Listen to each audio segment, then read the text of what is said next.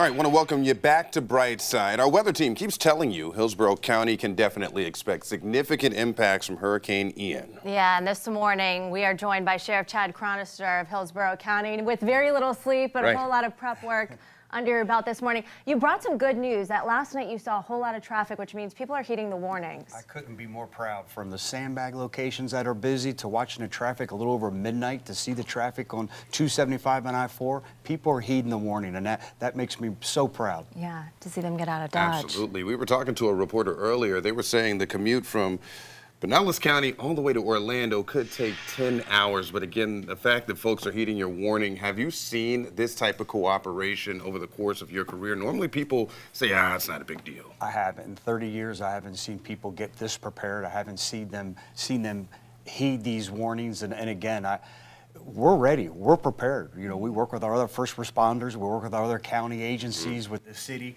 We're ready to go. We're trained.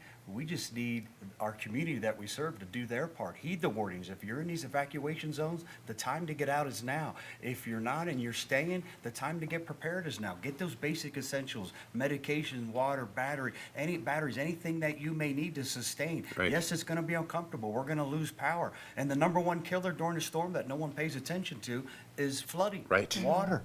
Yeah, and that's why it's so important to heed these warnings, not just because you're putting your own life at risk, but because you're putting deputies' lives at risk, you're putting first responders' lives at risk. Tell us a little bit about what that means. If you don't heed the warnings, if you stay home, what does that mean if you have to call 911? And that's a great point. Once these winds get over 40, 50 miles an hour, sustainable winds, it becomes too unsafe for your first responders in their high-profile vehicles or deputies to go out and rescue. So when you make that 911 call because you've decided to stay and help can't make it to you, there's nothing more frustrating for any of us. Yeah, we're talking about storm surge here too. We're not just talking about high winds getting out there, but they may not be able to get to you because of flooding. That's the bad part. I mean, we're repositioning our boats, but we can't send them out in those type of conditions. It's almost a suicide mission. So if you have a special need, if you have a medical condition, the time to heed the warning, the time to get out is now. Sheriff, they're giving us a 30-second wrap here, and I know you can condense this because you were telling me during the break, in your 30 years of experience,